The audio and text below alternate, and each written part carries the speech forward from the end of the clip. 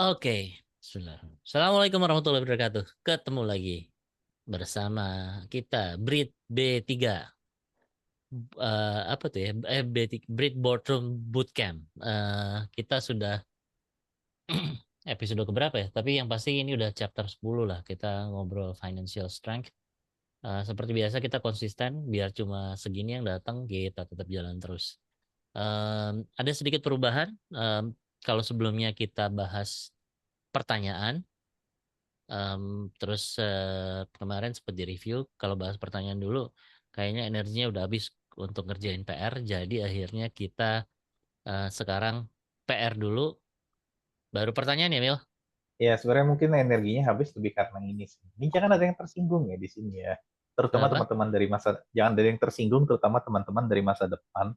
Karena kalau kita bertanya dulu, kadang-kadang pertanyaan itu suka out of ini ya, bukan out of topic juga. Kadang pertanyaan itu memang udah bener-bener pertanyaan advance atau pengayaan yang kadang itu juga udah di luar capacity gua nih ya. Maksudnya sebagai basic facilitator kan ya di sini ya. Ya, Kadang gue juga udah di luar kapasitas. Satu itu. Yang kedua, kadang yang nanya nggak datang atau telat banget datang. iya tuh kayak kayak seseorang yang sedang biarin Jadi orang lagi makanya, nyetir gitu. jadi Tahu, ya udah apa iya namanya, saya tahu jadi, tuh siapa itu. Emang kurang ajar itu jadi orang. kita Eh, jadi kita Oke, pakai PR itu, pakai Asem. aja ya, PR, jadi apa PR dulu lah kalau gitu. ya kita akan Cuma bahas PR jujur ya dulu. maksud gua, Tapi kalau gimana Mil? ya itu tadi kalau pertanyaan langsung kadang memang udah apa ya, terlalu advance, gue pun juga nggak sanggup jawabnya kadang-kadang, terus jadinya zonk habis. Oh. Ya kalau dari menurut gue sih dari culture-nya eh, apa yang ini kayaknya sih nggak ada masalah kita belajar bersama soalnya. Jadi Iya sih. nggak terlalu masalah gitu ya. Bahkan Ya ketika gue. kita sama-sama nyebur ke jurang ya udah nggak apa-apa belajar bersama namanya. Nah, iya, jadi nyoba apa? Baru mulai langsung nyebur ke jurang kadang-kadang. Ya. Kalau itu em, ya. ya oke. Oke. Kita kita akan bahas PR. PR kita kayaknya mau buka PR langsung atau ini atau PR yang ada jawabannya. Ya, itu PR-nya sebenarnya file jawaban sama file pertanyaannya beda sih. Cuma mau dibuka sebelahan pakai apa? Dua tab juga nggak apa-apa sih, Coach. Oke, berarti bisa sih. Bentar, bentar. Hmm. Berarti kita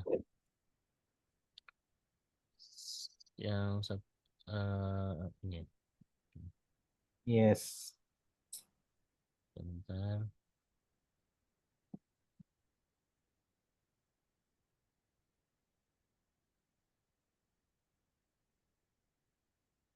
Oh,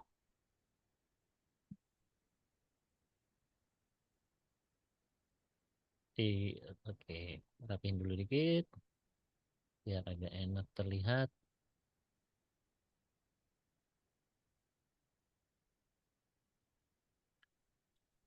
Oke,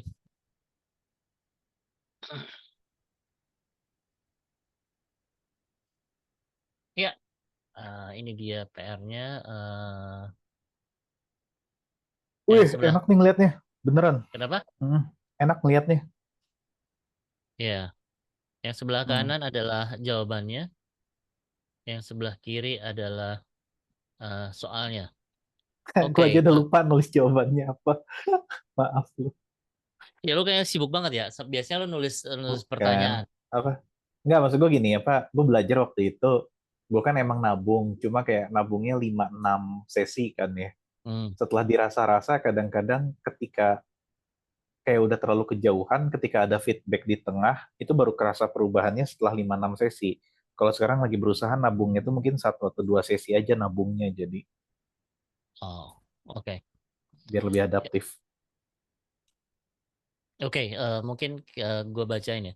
Biasanya sih gue kalau ngerjain ini pakai AI, gue minta di guide satu persatu. Dan biasanya jawabannya hampir ya 80-90% akan sama kayak yang di homework.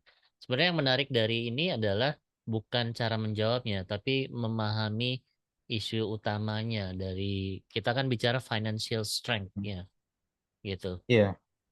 Nah, oke, ini kita mulai aja deh. Secara hipotetis ada perusahaan balance sheet structure dan income statementnya kayak gini. Equity-nya 60 miliar, 60 juta dolar, sorry, 60 juta dolar. Ini debt-nya long terms only ya, 40 juta dolar. Current liabilities-nya non interest bearing, bahasa Indonesia apa ya? Interest Non bearing sama interest non bearing itu ini apa namanya, utang lancar tidak berbunga. non interest bearing utang lancar tidak Iya, berbunga, interest bearing utang iya. lancar berbunga. Enggak juga sih Iya, sebenarnya. oke. Iya, jadi maksudnya kalau dia dibayar tuh bayar aja gitu ya, sama inilah mungkin apa, ya ini utang Islami kali ya, maksudnya jadi orang-orang yang nggak minta riba gitu. Oh, oke. Hmm. Eh, Annual interest-nya 4 juta dolar. Iya, 5 Calculate debt tahunan. to equity ratio.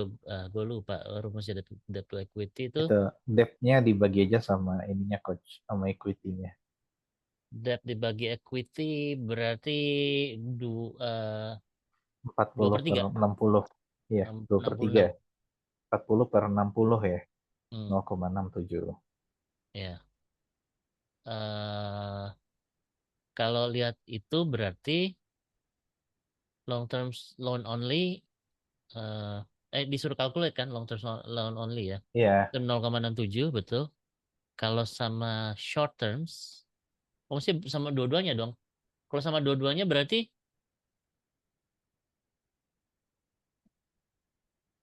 nah jadi 1/1. ya, jadi sebenarnya ini ya, nah ini kan udah mulai menyebalkan ya soalnya ya.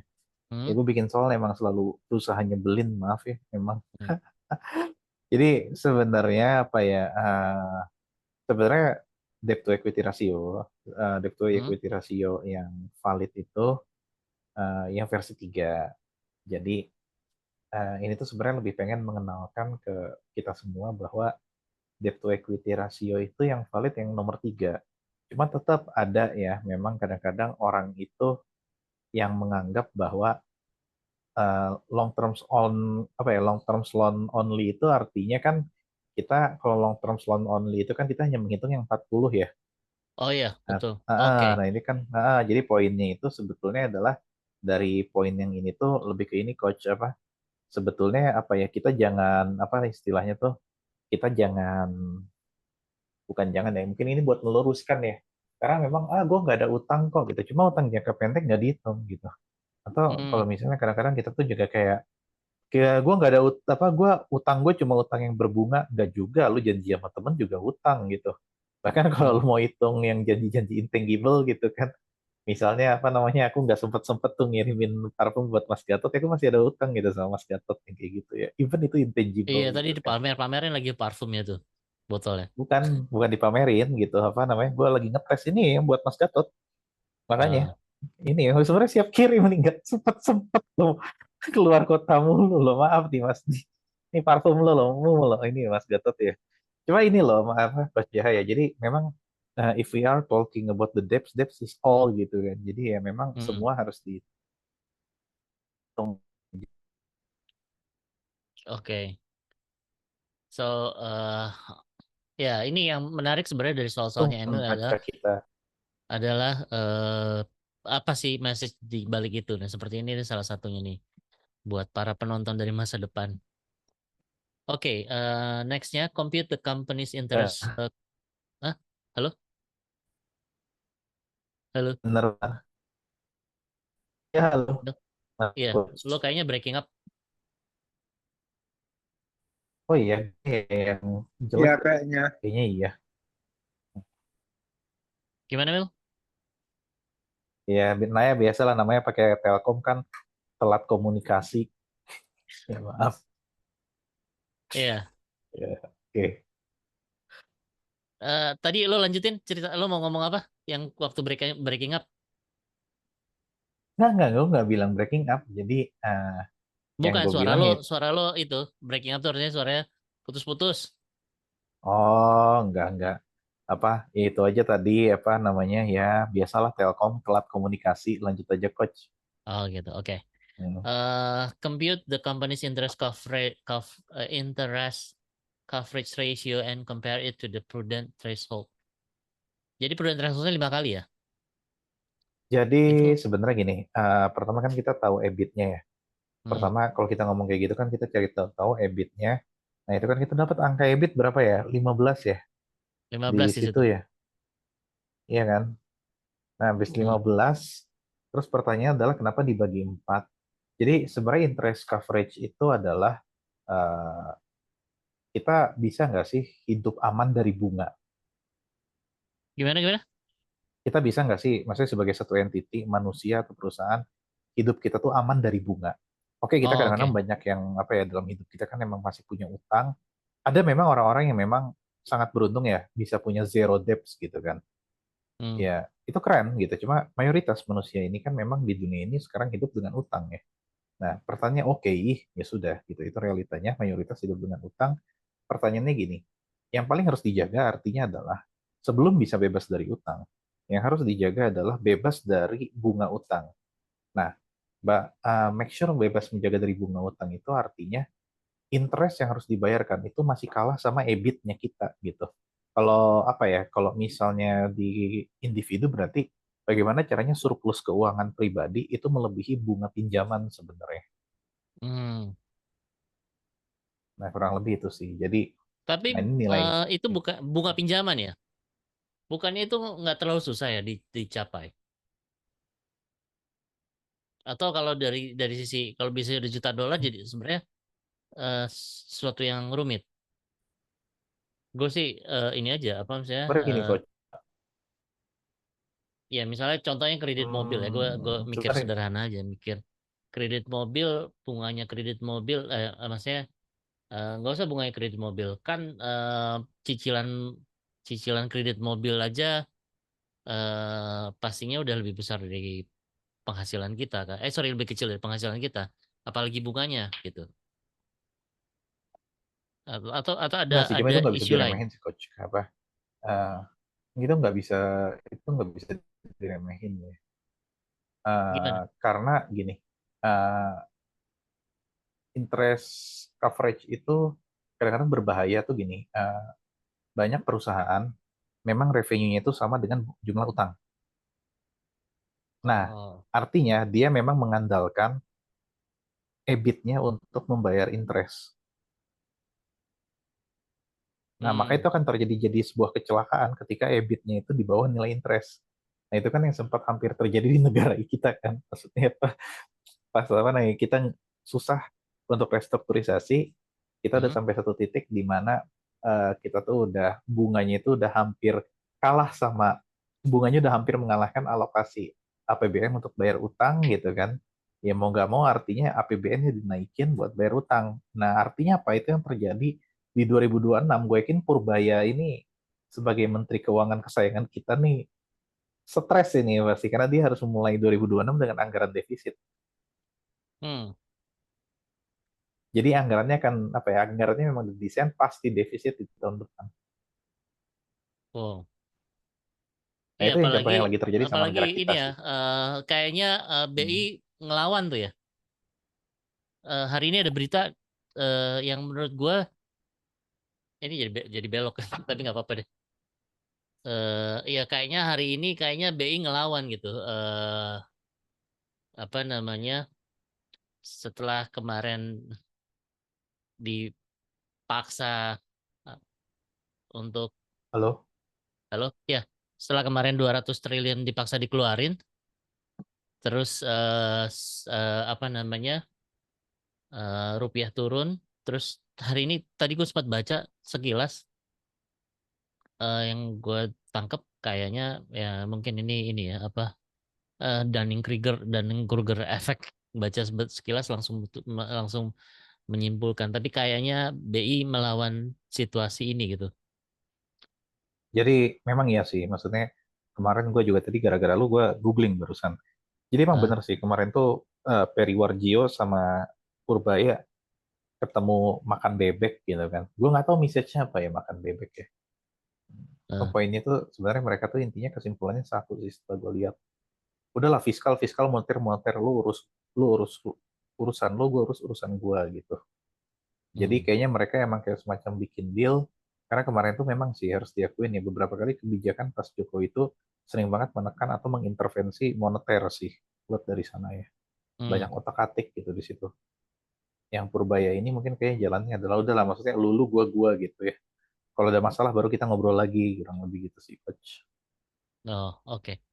Ya, oke, balik lagi berarti ini kondisi interest coverage ratio-nya yang 3,7 kali itu artinya Hmm. perusahaan ini aman gitu ya. Aman, Karena aman, aman, aman. eh, Aman karena itu coach. apa namanya penghasilannya 3,75 kali dari bunga yang harus dibayar Hmm.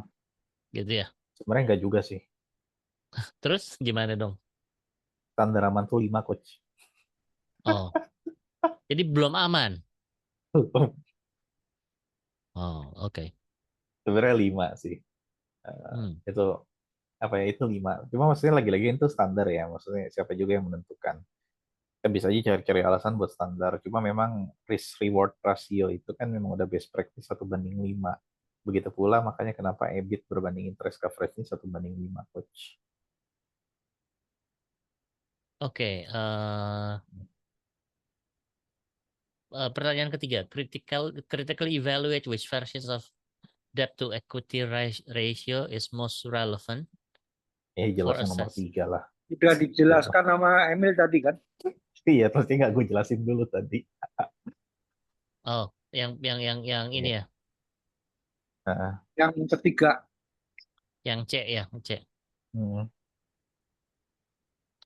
Oke. Oh ya, tadi betul. Oke.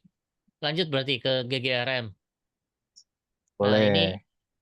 ini case-nya pas banget beberapa minggu yang lalu GGRM mecat banyak orang sampai nangis-nangis. Kenapa ya?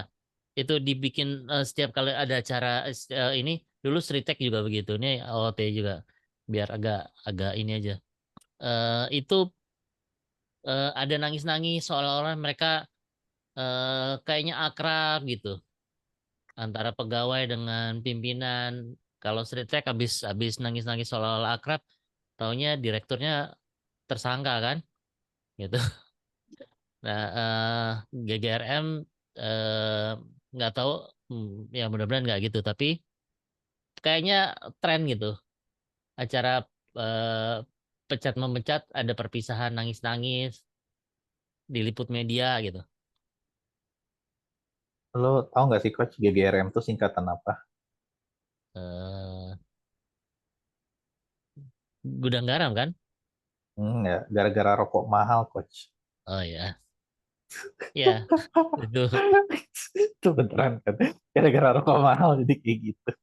Ya itu tadi tadi sebenarnya Ah, apa sebelum sebelum direkam kita udah sempet ngobrol ya. Tapi nanti kita bahas lagi juga nggak apa-apa. Oke, buat mungkin nama ditutup-tutup ya. Oke, ini datanya untuk gudang garam. Em, ini data dari tahun 2024 ya. Interest coverage rate-nya 2,3 hmm. berarti eh, turun dari sebelumnya. Wah, parah banget ya dari 26,3. Iya, makanya apa namanya itu yang memang mengkhawatirkan sih dari GGRM ya. Ini Gara-gara berarti rokok udah red mahal flag nih. ya. Iya. Mungkin green flag untuk Philip Morris beli ya. Enggak, apa namanya gudang garam itu sebagian besar sahamnya dimiliki oleh Japan Tobacco. Ya susah sih kalau gitu. Tinggal tunggu Philip Morris aja yang nge-take over ini mah. Ya, terus debt to equity ratio-nya 8,5%. Iya. Eh, Nah, ini nih yang harus hati-hati coach. Kenapa? Belum tentu ketika debt to equity ratio itu rendah, belum tentu hidup dia aman. Hmm, belum tentu aman. Iya. Karena kalau kita bandingin sama interest coverage kan bahaya Ini banget dia. ini ya, Iya. Ya jauh banget di bawah 5 ya, lebih jauh dari contoh perusahaan virtual yang tadi di atasnya. iya Jadi dan turun memang lagi. turunnya Iya, drastis. dan itu turun. Itu artinya apa? Kadang-kadang kita harus memperhatikan bahwa memang surplus kita tuh berbanding nilai bunga itu juga menjadi rasio yang krusial gitu ya. Karena belum tentu juga kita hidup bebas dari utang. Enggak juga sih. Maksudnya kalau bebas dari utang pasti nol debt to equity-nya. Hmm. Cuma poinnya adalah kalaupun memang kita punya utang, belum tentu juga ketika debt to equity kita bagus, cuma yang bergeraknya itu bagus gitu kan. EBIT itu bergerak terus, interest itu bergerak terus gitu ya. Jadi ketika yang bergerak ketemu yang bergerak ini juga rasio ini bisa nggak sih? Maksudnya EBIT itu 5 kali dari si interest ini gitu. Itu juga jadi pertanyaan sih di situ. eh Ulangin Mil, sorry gue seharian di jalanan ya, jadi gue agak lemot. Nggak. Maksudnya intinya gini, debt to equity itu kan statik ketemu statik ya. Ya, Maksudnya snapshot ketemu snapshot. Cuma ah, kalau kita berbicara interest coverage berbanding EBIT, itu kan dynamic ketemu dynamic. Sesuatu yang berjalan dalam rentang waktu, dan wah putus Mil. Halo, putus Mil. Oh iya, putus. Chris, ya bro. jangan cuy. Udah masuk lagi belum? Udah masuk Dah, lagi belum? ya Nah, terakhir static versus static sama dynamic versus Dynamic. dynamic. Ya, artinya kita memang selama ini kan mungkin kita mengukur dari debt to equity ya, yang mungkin maksudnya kita emang sering ngerasa apa namanya sering ngerasa oh ya ini debt to equity. Cuma memang dari chapter ini pun kita juga jadinya belajar hal baru bahwa selain kita membandingkan debt to equity, kita harus bandingkan juga si EBIT berbanding interest nih itu tadi Hmm. interest expenses. Karena apa ya? Karena selain perusahaan itu sehat ketika diukur secara statik, dia juga harus sehat ketika diukur secara dynamic atau bergerak dalam satu time frame. Hmm. Itu sih maksudnya apa ya senjata baru yang bisa kita pakai nih gitu dari chapter ini. Oh, oke. Nah ini makanya gue apa PR nih kayak powerful sih kalau PR duluan ya. Karena Ya, maksudnya apa ya. ya? Jadi kita nyamain senjatanya dulu gitu sebelum ngalor ngidul. Oke. Hmm. Ya, nggak apa-apa. Ini kan Hmm. self-organized learning environment. Jadi ketika Hmm. ada yang nggak cocok, kita ubah gitu ya. Eh, oke, jadi dengan current ratio-nya 1:1,15, gue agak-agak 1 banding 15 itu rendah ya. Bagus sih sebenarnya coach. Lumayan Sebenarnya itu bagus maksudnya. idealnya berapa? Sebenarnya asal di atas 1 sih. Oh, oke. Hmm. Jadi ICR-nya parah, debt to equity ratio-nya bagus, ininya bagus, ROE-nya eh ini Lumayan. lumayan. Ini Hmm. net profit margin-nya jelek. Jadi jelek Di bagus-bagus bawah lumayan di bawah ya. industri soalnya ya. Eh, nah ini kita suruh ngitung apa sih nih? Eh Nah, yang pertama, nah coba tuh. Jadi sebenarnya yang pertama itu, eh, kalaupun emang ini ya, sebetulnya GGRM ini mengajarkan kepada kita ya. Mungkin nanti sambil Mas Gatot juga ada pertanyaan. Belum tentu perusahaan yang resikonya itu rendah, dia itu tuh tidak berbahaya. Sorry, salah. Belum tentu perusahaan yang konservatif resikonya rendah. hmm, Ini ya. Nah ini contohnya nih si GGRM ini. Dia perusahaannya konservatif, modelnya bergerak yang based on profit aja. Cuma dia juga kena hajar dari apa ya dari blind spot bisnisnya dan juga kena hajar dari market. Maksudnya apa hmm, gitu kan? Dia kena hajar karena ya itu tadi gitu kan. Dia konservatif loh, maksudnya apa? Gue nggak mau ngutang apa segala macam, debt to equity gue rendah aja tuh luar biasa rendah gitu kan. hmm, Eh, Cuma ternyata dia tuh kena financial distress pas EBIT-nya tipis.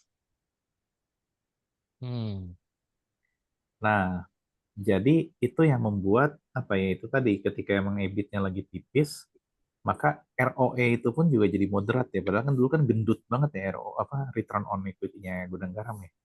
ROE-nya pun jadi turun ke level moderat gitu kan dan resiko bisnisnya pun juga jadinya apa ya, bisa berpotensi kekejar sama rasio bayar utang dari situ. Jadi itu yang bisa kita pelajari nih. Hati-hati guys, tidak serta-merta perusahaan itu konservatif, dia itu aman sebenarnya. Lebih ke situ. Gimana tuh Mas Gatot tuh kayak mau nanya? Iya, silakan Pak Gatot. Ya, sebetulnya kalau ini ya, kita kembali ke yang di ini Coach ya persatu ya. Itu ada beberapa poin. Poin pertama, interest coverage ratio itu 2,3, itu down yang tadinya 26,3.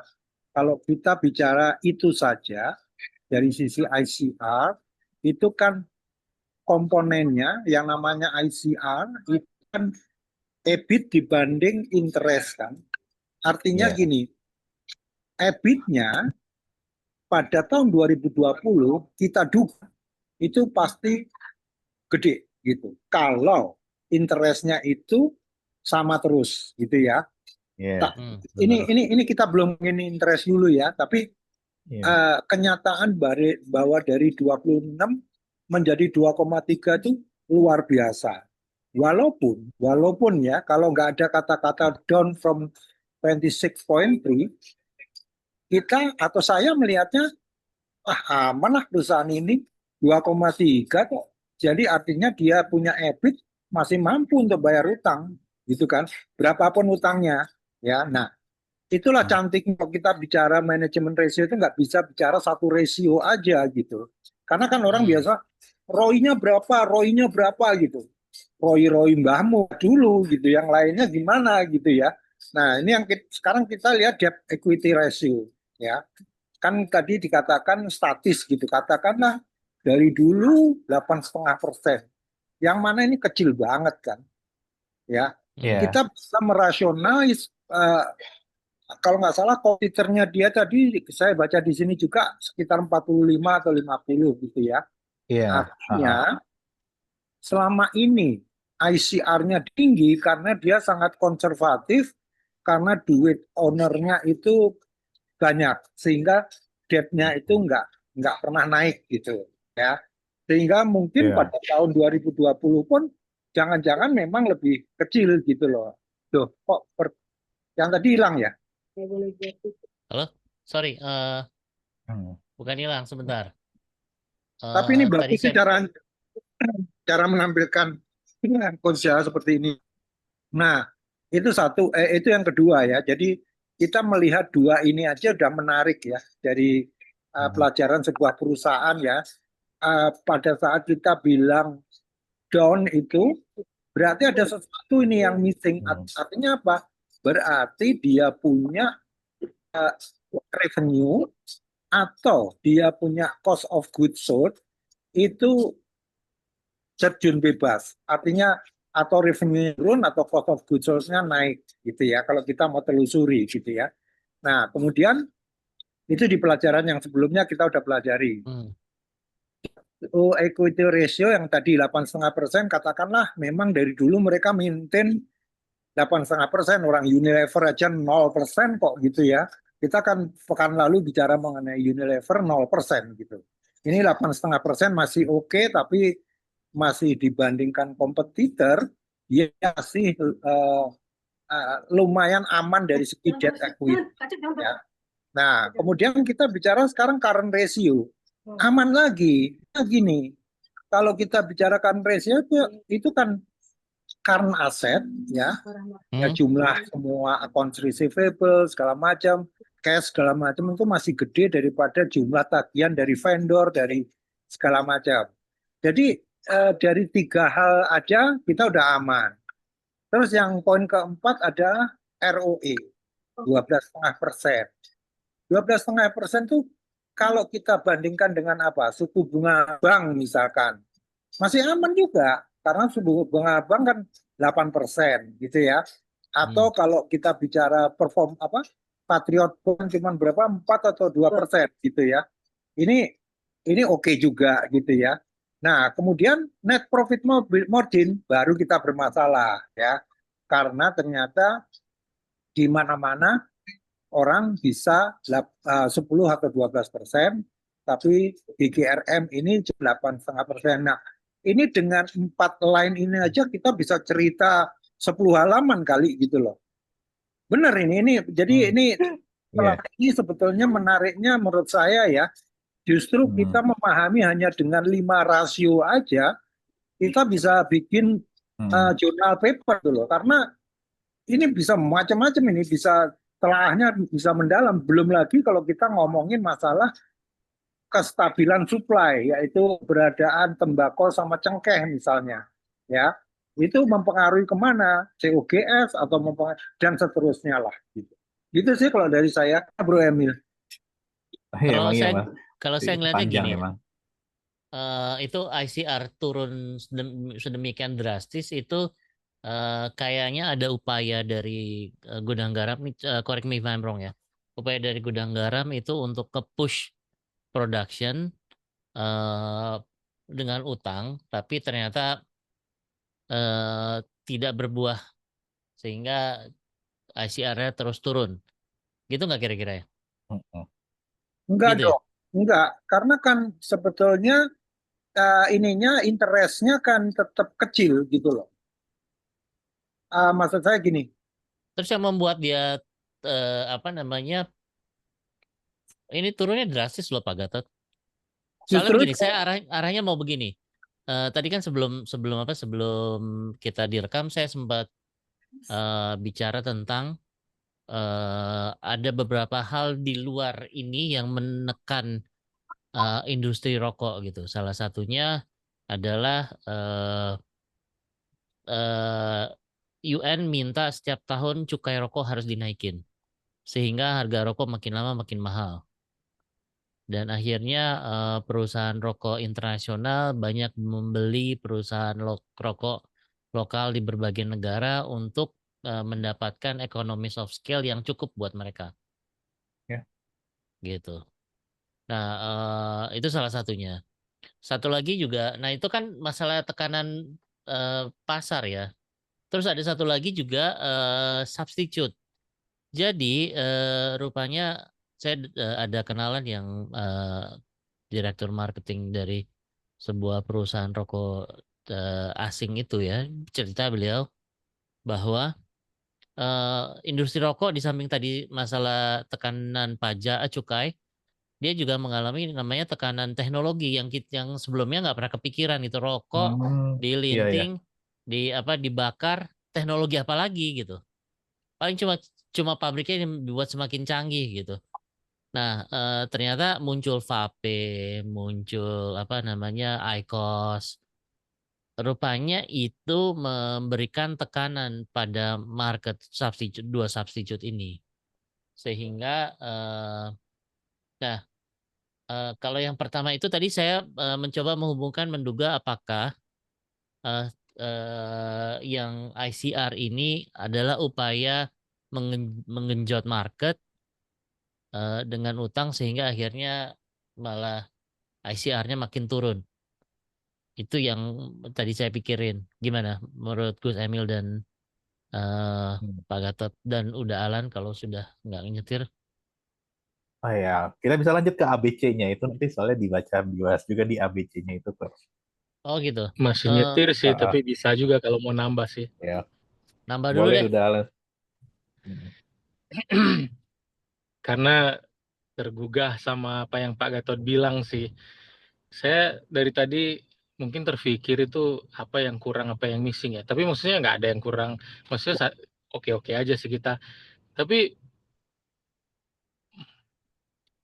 mohon maaf nih kalau mau balik ke big picture-nya. Diskusi kita jadinya kayak diskusi keuangan itu yang lompat dari rasio-rasio di laporan keuangan ke kesimpulan kalau misalnya perusahaan ini bagus, perusahaan ini jelek, dan lebih kayak seperti saya setuju mungkin sama arahan yang dibilang sama Pak Gatot tuh, maksudnya gimana kita bikin lain supaya kita bisa memahami mekanika memanage keuangan itu kan. Maksudnya itu yang lebih nyambung ke anatomi akuntansinya. Kan key management ratios itu berguna itu kalau paham dalam konteksnya, bukan perusahaannya bagus atau perusahaan jelek dianggap dari, maksudnya karena rasio itu ROI lah, return on equity, current ratio, debt to equity, itu kan bukan skor penilaian, itu tuh clue kan, petunjuk. Ada hubungan antara pos-pos dalam laporan keuangan itu. Nah, pos-pos itu kan lahirnya itu dari kayak semacam ya mekanika atau kebijakan di akuntingnya, karakter industri, sejarah kinerja perusahaan, kadang-kadang ada aturan regulasinya juga. Tanpa mendalami itu pemahaman terhadap konteks tersebut, itu baca rasio itu kayak menilai sesuatu yang agak absurd aja jadinya kan, kayak novel, oh berapa kata di dalamnya gitu. Apa namanya? Dan kan kalau perusahaan dibilang perusahaan bagus, perusahaan jelek, mungkin ada dibandingkan sama industri apa, tapi kan ada historicalnya juga gitu.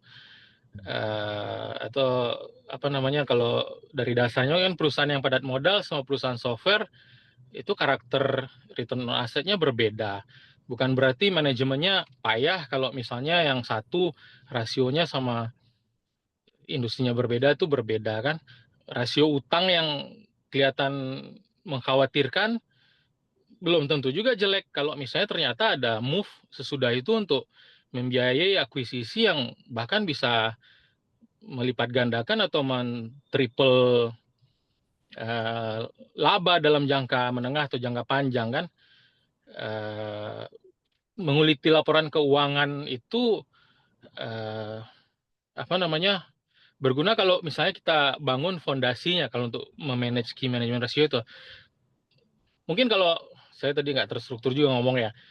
Dulu saya waktu itu awal-awal mungkin pernah sebutkan juga, ada bagusnya itu kalau misalnya memang pos-pos itu pemahaman mengapa neraca, balance sheet, laporan laba rugi, arus cash itu saling terhubung, terus kita lihat misalnya itu alur tunai yang berubah jadi piutang aja tuh, terus kita akui sebagai pendapatan, itu wawasan yang kebuka dalam memaknai makna rasio itu gede banget gitu. Any business, small or big kan. Dari pos-pos itu kita lihat model bisnis, konteks industrinya, mungkin bisa kita bandingkan 2 atau 3 industri yang karakternya beda.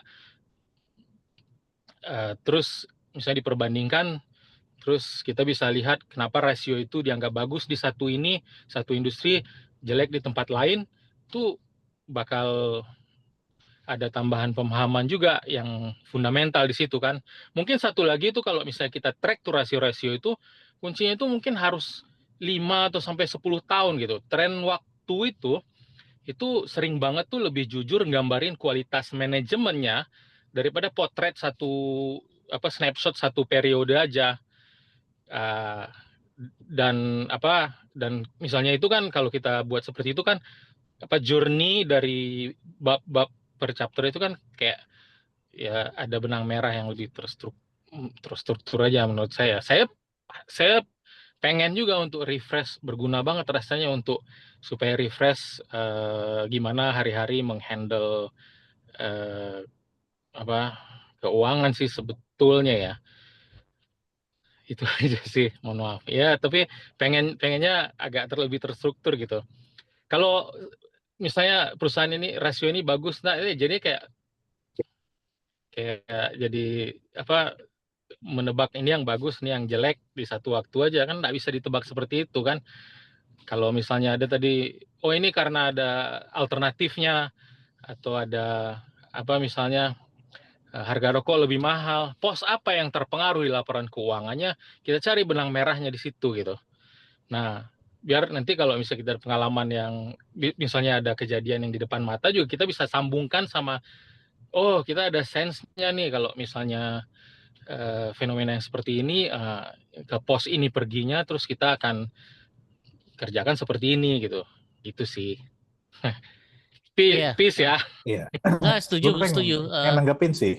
Sorry, lanjut Mil. Enggak. Cuma kalau kita belajar dari kehidupan kita ya. Orang tuh kan meninggal husnul khotimah atau suul khotimah dilihat dari momen-momen terakhir kan. Enggak dari dia pas lahir kan udah. But itu kan bukan memanage hidupnya kayak yang kita lihat kan. Maksudnya Iya, cuma kalau maksudnya kita artinya mau kalau maksud gue naratif gue tuh sebenarnya lebih kayak ini sih kadang perusahaan tuh kalau di saat terakhir Kita Whatever you bukan mau said jadi about, Benix kan ini kan?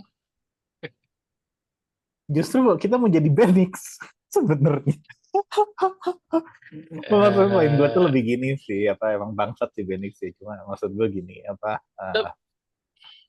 intinya gini, apa kadang memang nggak adil ya, maksudnya sama kayak hidup. Kalau di Islam tuh kan kok yang dihitung tuh di momen terakhirnya gitu. Yang dari awal sampai akhirnya enggak gitu. Cuma emang karena momen terakhir itu yang menentukan ya, sama kayak keuangan kan. Kalau emang perusahaan itu emang udah pada akhirnya perusahaan apa sih yang emang udah gede banget terus mati gitu, Bank Bali, oke. Terus apa kalau di secara internasional yang udah kayak gitu terus akhirnya mati ditutup tinggal jadi sejarah Ocean Retail. Kodak masih Blockbuster, hidup sih. Cuma ya kayak Blockbuster misalnya kalah sama bisa jadi Ocean Netflix. Retail. Nokia Mobile, Netflix belum sih. Cuma memang karena gitu sih, maksudnya apa? Kadang justru memang kalau kita konteksnya itu lagi menilai perusahaan itu bagus atau enggak, keuangan itu bagus atau enggak, memang ya di momen-momen terakhirnya ini, tinggal saat ini sih yang bisa kita nilai ya. Dan kalau emang udah mati ya berarti apakah dia mati dengan baik atau mati dengan buruk sih maksudnya. Jadi memang agak nggak fair ya karena perjalanan dia dari awal sampai menuju ke akhir itu kok nggak kita nilai gitu kan. Kesannya kok nggak kita nilai gitu. Cuma ya aku rasa ya memang that's life gitu kan, dan that's how finance work ya. Maksudnya finance is not giving any fucking shit about what your history is gitu. Mas Gatot gimana? Mungkin Benar izin Mas ya, Yot. mungkin kalau disinkronkan misalnya outcome yang Hmm. diinginkan untuk yang ikut workshop ini misalnya supaya Ya. pesertanya itu lebih bisa untuk jadi investor atau lebih bisa untuk memanage keuangan perusahaan ataunya masing-masing kan mungkin itu kan maksudnya tergantung memang sama objektifnya apa. Yang saya tangkap kalau misalnya yang lebih basic itu kan how to manage your finance kan, dan bukan cuma ini kan semuanya bukan memanage finance tapi ya memanage finance juga lah namanya itu kan, memahami dinamika dan Ya. mekanik antara pos-pos antara rasio-rasio itu ya. Silakan Pak Gatot. Hmm. Oh, gimana Mil? Bentar, sebelum ke Mas Gatot, terus ini langsung aku koper ke Mas Gatot karena emang harus Mas Gatot yang jawab ya. Pada dasarnya, kalau bagaimana memanage keuangannya atau memanage perusahaannya itu sudah ada di ini Brit SOS sebelumnya yang dibawakan oleh Mas Gatot udah apa? Karena di sini memang konteksnya memang gue juga nangkep Sharon Walsh ini arahnya bagaimana menjadi investor ya. Karena nanti makin ke ujung itu babnya adalah tentang BEP, merger acquisition, financial fraud yang gitu-gitu sih. Mangga Mas Gatot ya.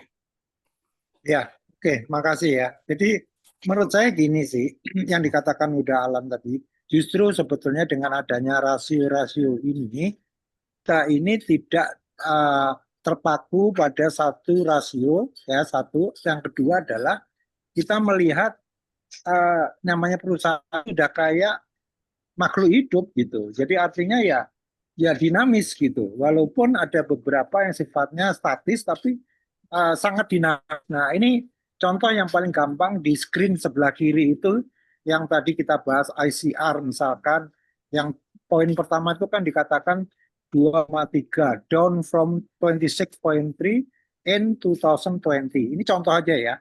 Nah, di bawah itu Bro Emil nulis at the same time industry peers maintain average ICR values 30 to 35. Maintain ya. Ini ada kata-kata maintain. Artinya apa? Mereka itu stabil di antara 30-35. Artinya apa? GGRM ini 26,3 itu ada apa-apanya. Jadi Di sejak bawah. tahun 2020 itu GGRM itu udah kalah sama yang lainnya. Itu baru kita melihat satu di sisi kedua, DER-nya, debt equity ratio-nya 30-50 loh. Sementara GGRM 8,5%. Artinya apa? Interestnya tuh lebih kecil. Jadi ini udah interestnya kecil, EBIT-nya jelek banget gitu. Ya, jadi kalau kita bicara industri competition gitu ya, GGRM ini udah tahun 2020 udah out of business sebetulnya karena kalau benar industri peers-nya itu ACR-nya itu 30 sampai 35, berarti dia itu 26,3 itu bukannya bagus, buruk gitu dibanding yang lain. Nah, kembali sekarang ke istilah yang namanya leading sama lagging indicator. Jadi yang kita bicarakan semua ini adalah lagging indicator. Sesuatu yang sudah terjadi gitu ya. Sesuatu yang laporan, oh revenue-nya segini gitu. Tapi nothing to do dengan itu disebutnya lagging ya. Lagging itu sesuatu yang sudah terjadi. Tapi kalau leading indicator itu adalah upaya-upaya kita yang sifatnya proses yang bisa mengindikasikan, namanya juga leading ya, nanti akan ada perbaikan. Misalnya ya, dalam hal marketing promotionnya digencet gitu, digencarkan ya, digencarkan dengan harapan nanti revenue-nya akan nambah. Terus setiap bulan kita monitor customer satisfaction-nya berapa, naik enggak, kemudian segmen pasarnya naik apa enggak. Nah, itu baru kita bicara leading indicator. Jadi kalau kita bicara bisnis, we have to talk about leading sama lagging. Nah, kembali yang dikatakan Bro Emil tadi, yang Grid SOS sebelumnya itu, kita membahas lebih banyak di leading sebetulnya. Jadi in order for the company to be better in bla bla bla, we should do our strategy like this, we should our competition like this. Nah, itu kita bicara itu. Jadi dua sesi ini yang FES sama yang BBB ini sebenarnya saling terkait. Kalau yang pertama dulu cenderung ke leading indicator, kalau ini kita bicara lagging indicator. Tapi menurut saya justru buat kita lebih bijak dalam menilai sebuah bisnis, terlepas dari tujuan kita apa, mau invest atau mau mendapatkan proyek. Kalau aku sih misalkan invest udah jelas enggak kalau aku punya duit. Kemudian yang kedua, kalau saya di-assign untuk misalkan business process engineering di GGRM, saya nggak mau. Karena apa? Produknya kan termasuk haram gitu. Ngapain? Gua kerja di yang haram. Orang di bank konvensional aja gua nggak mau, ngapain? Di rokok gitu, apalagi alkohol, enggak, gua nggak mau gitu. Walaupun cuan untuk gua ada gitu, tapi aku nggak bicara masalah itu ya, tapi bicara mengenai corporate performance. Tapi kalau suruh mengais rezeki di sini, mau aku nggak mau. Gitu aja sih, itu pendapat. Oke, Coba kalau ini saya lihat ada dua Nah. isu sebenarnya yang udah Alan angkat. Isu pertama, saya sebenarnya setuju ya bahwa rasio ini sebenarnya mengarah kepada beberapa aktivitas yang sifatnya mungkin levelnya daily atau monthly gitu ya di accountingnya. Tapi kan kita nggak punya data dan hal itu sebenarnya juga sesuatu yang nggak mudah didapatkan. Dia trik apa sih yang dia lakukan itu ya? Dan jadi bukannya saya akhirnya memahami juga ketika akhirnya diskusi kita hanya di levelan ini nggak sampai turun ke dalam. Mungkin karena mendapatkan data itu nggak semudah itu yang pertama. Yang kedua udah Alan mengangkat bahwa sebaiknya diskusi itu mengarah kepada ada dua pilihan, ke A misalnya, ke B gitu ya tadi yang ini udah Alan utarakan. Sebenarnya dengan model belajar kita yang kalau saya suka nyebutnya self-organized learning environment, itu sih sebenarnya feel free aja. Itu kan kita semua sangat tergantung pada diskusi pada hari itu ya. Ketika ada seseorang ngedrive diskusi menuju suatu poin ya, akhirnya semua akan ikut drive-nya itu.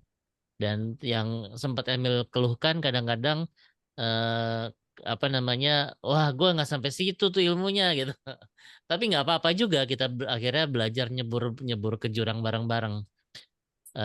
Jadi menurut gue Ya. ya Dalan, yang kalau lu memang lagi tertarik bahas itu nggak apa-apa, lu drive aja discussionnya ke arah situ. Kita juga enjoy soalnya, menikmati menikmati arah kemana aja. Karena kan kalau dilihat Ya. ya misalnya dari 6-7 orang yang paling sering itu latar belakangnya kan berbeda-beda gitu. Sehingga apa namanya, Mhm. saya yakin ketika salah satu di antara kita membawa ngedrive diskusi ini ke arah yang menjadi ketertarikan salah satu di antara kita, itu akan tetap enjoyable buat kita sih.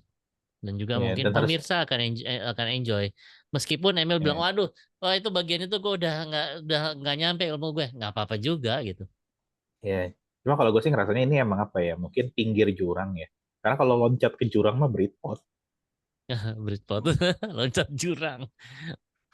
Iya. Ya. Saya sih sebenarnya nggak punya keberatan juga kalau misalnya membahas scoring itu ya, tapi mungkin ya maksudnya pasti ada gunanya juga. Tapi poin saya itu adalah ini kan sebenarnya kan lebih basic, lebih fundamental. Tadi kalau Coach ya bilang backgroundnya beda-beda, justru memang key management ratios itu kan fundamental. Kalau Pak Gatot bilang yang workshop sebelumnya itu yang leading indicator, ya sebenarnya yang sebelumnya itu strategi Pak, bukan keuangan, bukan bukan yang berkaitan sama rasio-rasio atau performa keuangan yang di handle, yang di tackle kan, lebih ke kayak strategic apa ya, planning atau apa ya. Tapi nggak apa-apa. Tapi maksud saya itu kalau bisa di skew, diwarnai juga dengan tadi Coach saya bilang susah didapatkan. Sebenarnya kalau publicly listed company nggak susah sih. Itu semua laporan keuangan itu 3 set itu balance sheet, eh, laba rugi sama cash flow. Kalau dia publicly listed company itu publicly available di domain yang available. Nah, itu sebenarnya cukup detail gitu. Bahkan komentar-komentar sama notes-notes itu juga ada di sana sih. Kalau untuk publicly listed company Indonesia atau luar negeri ada tuh. Jadi sebenarnya kalau data, apalagi kan yang diambil tuh dari TPIA sampai sekarang itu kan publicly listed company semua ya. Tapi practicality-nya itu adalah di saat kita mungkin bisa meninggal. Maksudnya ada pemahaman tentang rasio itu tuh bukan skor penilaian. Rasio itu tuh petunjuk atau clue kan untuk bisa melihat apa yang terjadi di hubungan antara pos-pos yang ada di manapun lembaran laporan keuangannya. Itu aja sih. Ada kalau misalnya dibilang ada perubahan kebijakan, kan ada posnya di situ yang terpengaruh. Karena itu jadi termanifestasi jadi sesuatu yang nyambung sama dunia nyata jadinya kan. Maksudnya kalau misalnya mau invest ngelihat rasio-rasio ya juga oke-oke aja sih. Tapi saya nggak yakin kalau misalnya kita bisa untuk kayak kalau invest ujungnya tentunya kita kalau mau invest ya ke arah sini lah invest itu lebih bahaya. Maksudnya lebih nggak eh, apa kalau self organized leading ya saya nggak saya nggak tahu apakah kita ngajarin untuk bisa pilih stok yang bagus, pilih atau lihat eh, apa algoritma untuk memilih saham yang bagus di sini gitu sih. Tapi overall sih sebenarnya saya kalau ada waktu saya pasti ikutin terus ya. Pengen lah. Itu aja sih. Oke, lanjut Mil. Tadi lo mau ngomong? Ya enggak. Jadi apa bisa sampai kita terusin aja ini Ya, poin-poinnya. Hmm. kita lanjut ya. Iya. Jadi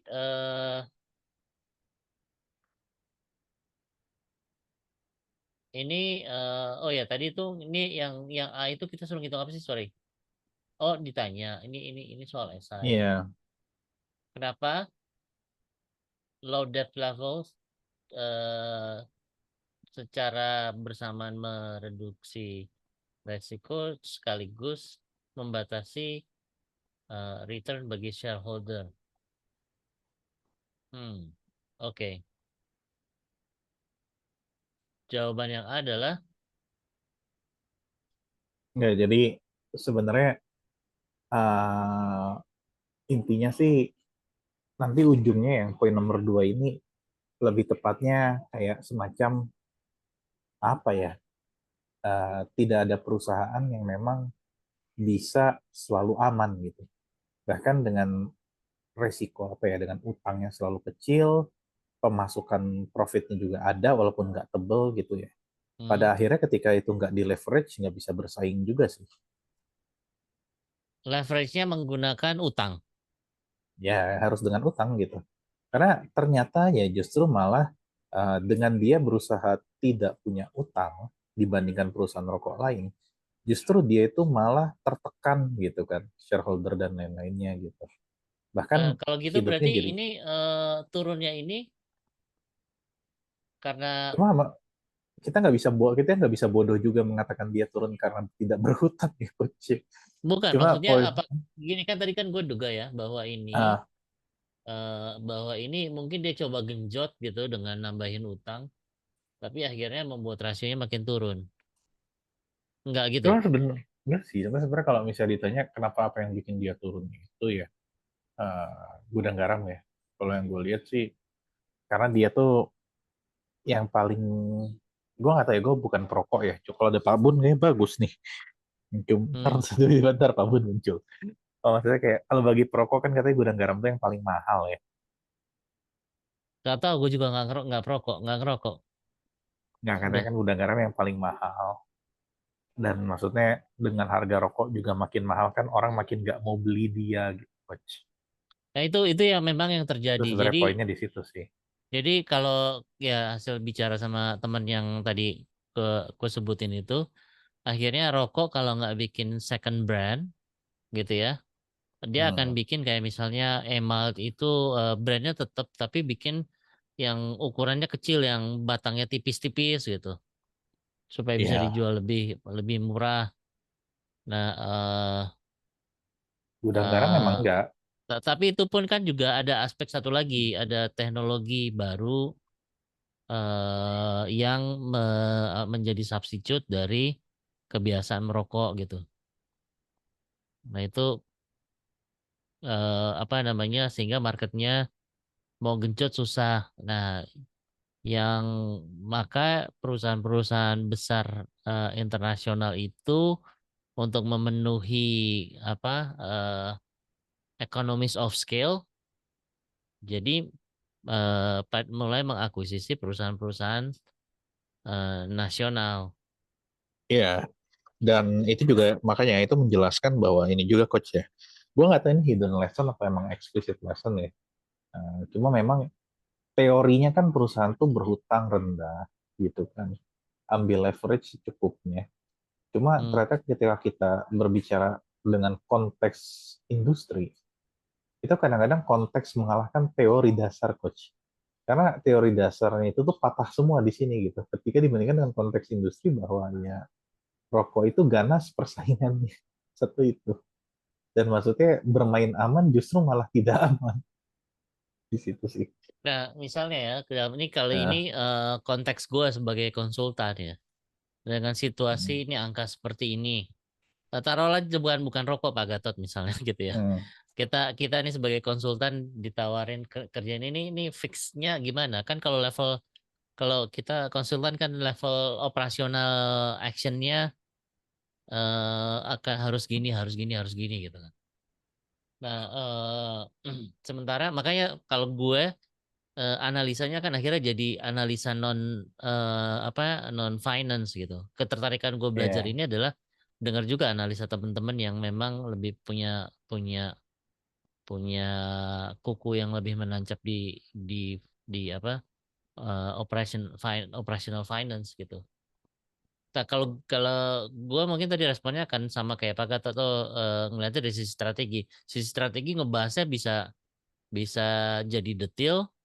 Tapi ketika, nah ini yang udah Alan yang gue pikir juga akan rempong adalah, oke taruhlah kita, gue tahu kita bisa dapetin itu semua gitu ya, download itu semua.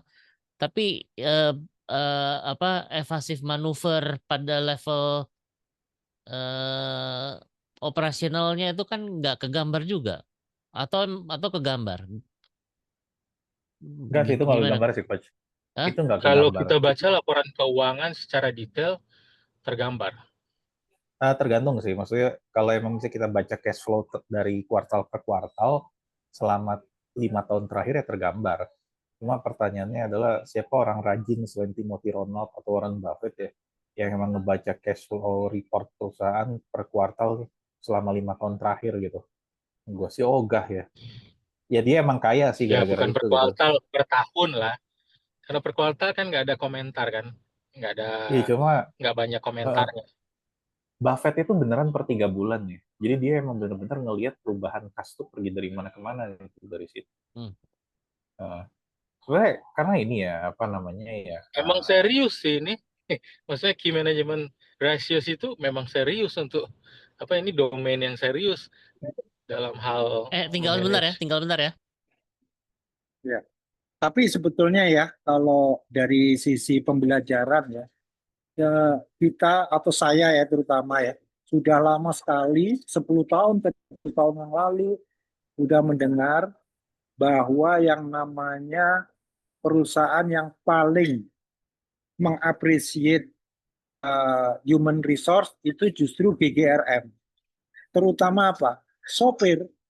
Sopir itu di GGRM itu the most valuable asset of the company. Karena apa? Mereka lah yang membawa miliaran atau jutaan rupiah untuk mendistribusikan produknya mereka gitu ya. Nah, artinya apa? Itu adalah suatu harusnya ada ilmu human resource management yang kita harus belajar dari GGRM ya. Loh, hilang Bu Emi. Halo? Nah, oke. Aku lanjut aja ya. Terus kemudian juga kalau dari sisi ini ya apa hubungan industrial gitu ya, itu mereka bisa memaintain emak-emak atau ibu-ibu di desa yang tugasnya melinting rokok sehingga ini berdampak pada inovasi produk yang dilakukan oleh GGRM yang terkesan lambat gitu ya. Nah, salah satu analis saya karena tanya di notebook LM ya, itu mengurai bahwa kan aku nggak tahu ya rokok itu ininya apa gitu ya. Di karakteristik of the market itu apa? Ternyata GGRM ini sangat lambat dalam produk development untuk produk-produk rokok yang mild ya. Sementara kompetitor itu R&D-nya itu kenceng dan GGRM ini lambat di dalam new product development untuk rokok yang low tar ya, istilah low tar gitu ya. Nah, aku bisa mengerti kenapa, karena memang aku yakin ya, walaupun aku belum datanya langsung, mereka itu ingin mempertahankan emak-emak, mbok-mbok yang kerja di sana. Jadi kalau eh, saya lupa ya, apakah di sekitar Madiun itu juga ada cabangnya GGRM ya. Yang jelas aku pernah bersepeda di sana, itu hampir bisa dipastiin 90% atau lebih karyawannya itu ibu-ibu, mak-mak gitu. Yang ngelintingin rokok dan sebagainya itu. Dulu juga aku sering ke Kediri gitu ya. Itu juga waduh itu luar biasa itu. Apa? Nah, mungkin apakah karena itu? Nah, itu saya nggak tahu. Jadi kalau memang kita diminta untuk memberikan advice, strategic advice, kayaknya memang mulai dari produk new product development mereka yang lambat menurut saya. Dan menurut ANSI itu juga gitu gitu. Jadi itu sih yang menyebabkan. Iya, nambahin Mas Gatot ya. Selain produk development mereka itu emang punya kecenderungan lambat, ini Mas Gatot masih ada nggak ya? Apa gue yang hilang? Enggak ya? Ya Mas Gatot yang freeze.